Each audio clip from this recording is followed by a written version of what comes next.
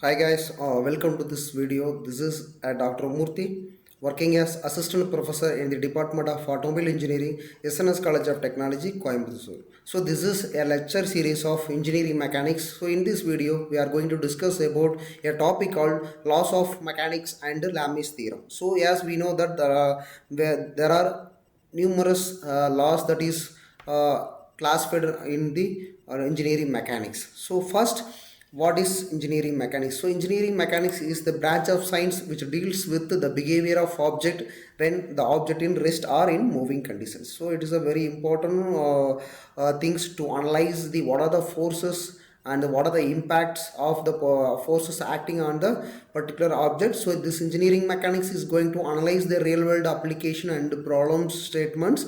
And yes, we know the first it starts with the introduction to a law of mechanics. It is mainly with Newton's law of motion. As we know, the engineering mechanics, we have three different types of Newton's law of motion.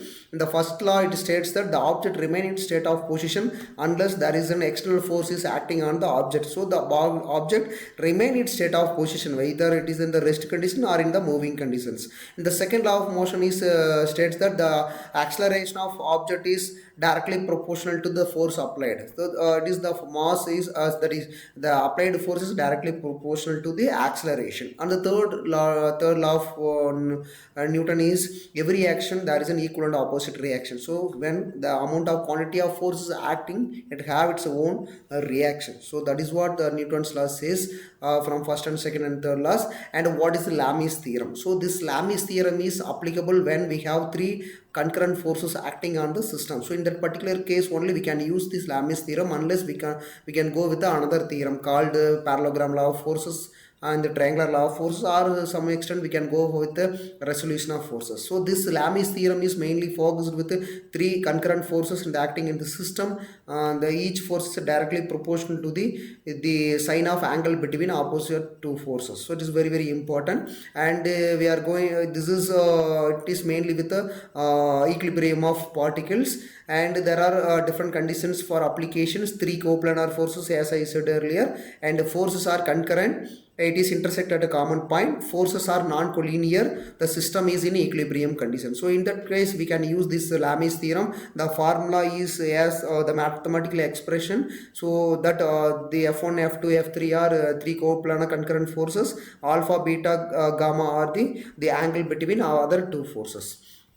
The empathy part. So why we need to study the engineering mechanics under the Lami's theorem? So it is very important to analyze the what are the forces is acting on the object and what is the impact due to the forces acting on the object. This is very important. So in that case we can use this engineering mechanics concept in the any field or any real world applications like automobile domain or civil engineering or why it is important. It is to it is need to analyze or study the object in equilibrium conditions. So that is the very important thing or the purpose we need to study the engineering mechanics. Yes, we know that this is the mind map with the law of mechanics. As we know, we first law, second law, third law, that is the Newton's law. Then parallelogram law of forces, principle of superpositions, Newton's law, Lami's theorem, and the definitions, mathematical expression of Lami's theorem, and what are the conditions in particular case the particular theorem is applicable,